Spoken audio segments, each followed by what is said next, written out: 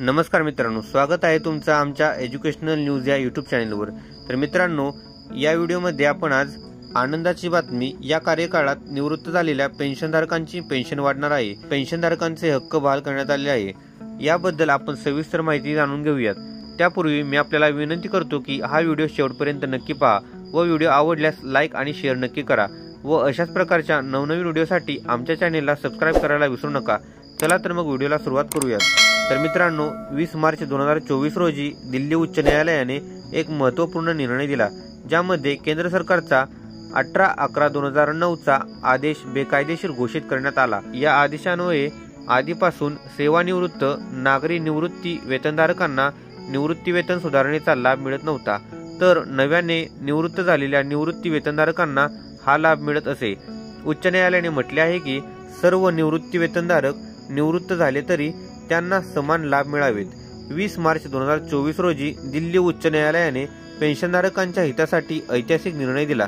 18/11/2009 रोजी केंद्र सरकारचा आदेश रद्द केला। हा आदेश आधीच सेवानिवृत्त नागरी पेन्शनधारकांच्या निवृत्ती वेतन सुधारणांना लागू होत नाही। हायकोर्टाने हा आदेश बेकायदेशीर ठरवला आणि सर्व निवृत्ती वेतनधारकांना समान लाभ मिळावेत, मग ते निवृत्त झाले तरी चालेल, असे म्हटले आहे। दिल्ली उच्च न्यायालयाचा निर्णय। दिल्ली उच्च न्यायालयाने आपल्या निर्णयात म्हटले आहे की केंद्र सरकारचे 18/11/2009 चे मेमोरँडम पूर्णपणे बेकायदेशीर आहे। हा निर्णय श्री SPS 1 आणि श्री DS प्रकरणांमध्ये सर्वोच्च न्यायालयाने स्थापित केलेल्या कायदेशीर उदाहरणांशी विरोधाभासाच्या आधारावर नकार दिला गेला। सर्व निवृत्ती वेतनधारकांना समान निवृत्ती वेतन मिळावे, असे सर्वोच्च न्यायालयाने यापूर्वी सांगितले होते। दिनांक 18/11/2009 च्या परिपत्रकाबाबत वाद।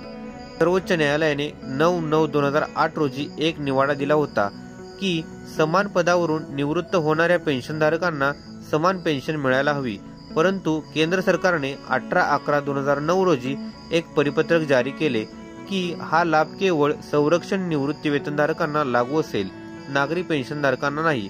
निवृत्ती वेतनधारकांची नाराजी आणि उच्च न्यायालयात याचिका।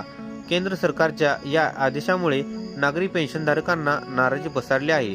या आदेशाविरोधात त्यांनी उच्च न्यायालयात याचिका दाखल केली। उच्च न्यायालयाने या प्रकरणाच्या प्रदीर्घ सुनावणीनंतर हा आदेश बेकायदेशीर असल्याचा निकाल देत तो रद्द केला। भारतीय पेन्शनर समाजाची मागणी।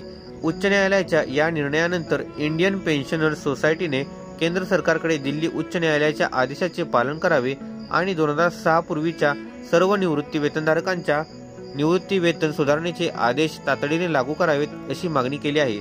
निर्णयाचे महत्त्व। हा निर्णय केवळ न्यायाचाच नाही, तर देशसेवा करणाऱ्या समर्पित पेन्शनधारकांच्या कायदेशीर हक्कांची पूर्तता करणार आहे। या निर्णयामुळे हजारो पेन्शनधारकांना आर्थिक सुरक्षा मिळणार असून ते सन्मानाने आपले जीवन जगू शकणार आहेत। दिल्ली उच्च न्यायालयाचा हा निर्णय पेन्शनधारकांसाठी महत्त्वाचा विजय आहे। सर्व पेन्शनधारकांना समान हक्क आणि लाभ मिळायला हवेत, याची सरकारला आठवण करून देण्याचे काम करते। केंद्र सरकार या आदेशाचे पालन करेल आणि सर्व पेन्शनधारकांना समान पेन्शन लाभ सुनिश्चित करेल, अशी अपेक्षा आहे। तर मित्रांनो, हीच माहिती या व्हिडिओच्या माध्यमातून द्यायची होती। अशाच प्रकारच्या नवनवीन व्हिडिओसाठी लगेचच आमच्या चॅनेलला सबस्क्राइब करून या व्हिडिओला लाईक आणि शेअर करा। चला तर मग भेटूयात पुढील व्हिडिओमध्ये। धन्यवाद। जय हिंद, जय महाराष्ट्र।